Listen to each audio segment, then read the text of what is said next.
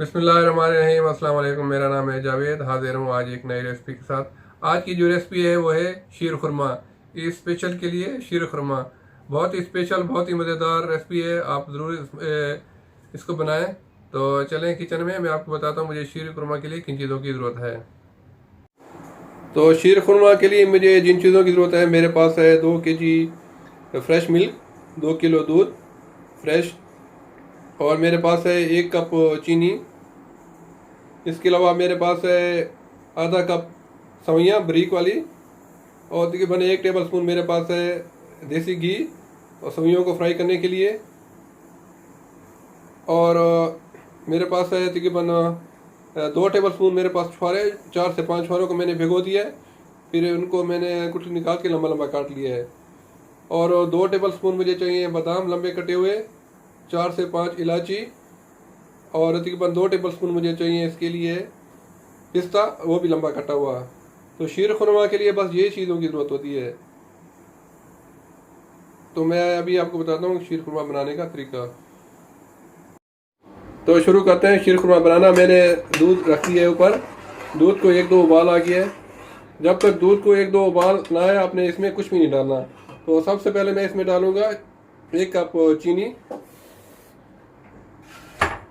और 5 से 6 इसमें छोटी वाली इलायची। अब अगर ज़्यादा पसंद है इलायची तो ज़्यादा डाल दें, लेकिन इसकी अच्छी खुशबू होती है। और मेरे पास जो 2 टेबल स्पून छुआरा था ड्राई डेट, उसको मैंने लंबा लंबा काटा, वो भी इसमें शामिल कर दूंगा। तो अभी इसको मैं तकरीबन 3 से 4 मिनट तक और पकाऊंगा। तो फिर मैं इसमें शामिल करूंगा जो मैंने सब्जियों को थोड़े से घी में फ्राई करके रखा है। आप एक बात याद रखें, जब भी आप सब्जियों को फ्राई करें, जब तक वो ठंडी ना हो जाए तब तक दूध में नहीं शामिल करें, इससे आपका दूध फट सकता है। तो सब्जियाँ मेरी ठंडी हो गई हैं, वो भी मैं इसमें शामिल कर देता हूँ। तकरीबन आधे 1 टीस्पून में मैंने इसको फ्राई किया है। आपने इसको कंटिन्यू हिलाते रहना है, और जब तक सब्जियाँ और दूध ठीक ना हो जाए, तकरीबन 2 किलो से 1 किलो तक रह जाए, आपने इसको पकाते रहना है। तो मैं अलग से अभी जो मेरे पास बादाम और पिस्ता, उनको भी मैं थोड़े से घी में फ्राई कर लेता हूँ, और उसको बिल्कुल मैं आखिर में डालूँगा। तो मैं अभी इसमें कोई चीज़ और कोई दूसरा कंडेंस मिल्क या कोई दूध या खोया वगैरह नहीं डालूँगा। इसी दूध को पका पका के गाढ़ा करूँगा। तो अल्हम्दुलिल्लाह शीर खुरमा पक के काफ़ी थिक हो गया है, देखें इतना थिक होना चाहिए आप। तो मैंने बादाम और पिस्ता को घी में रोस्ट कर लिया है, तो आपने वो बिल्कुल आखिर में शामिल करना है ताकि अच्छा उनका क्रंच रहे।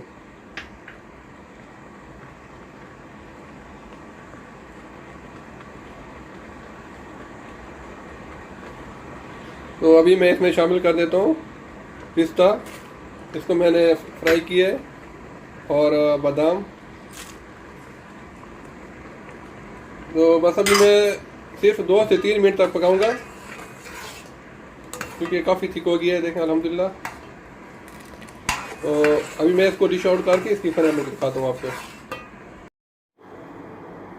अल्हम्दुलिल्लाह शीर खुरमा रेडी है, इतना मज़े का बना है।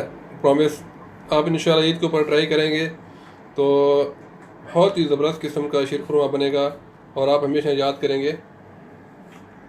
देखें कितना रिच और थिक है।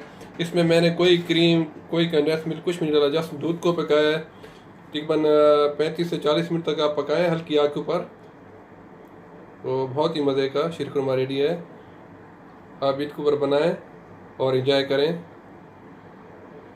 और सबको बहुत बहुत ईद मुबारक। उम्मीद है आज की रेसिपी आपको पसंद आई होगी। अगर पसंद आई है तो प्लीज़ मेरे चैनल को सब्सक्राइब कर लें, लाइक करें, शेयर कर दें।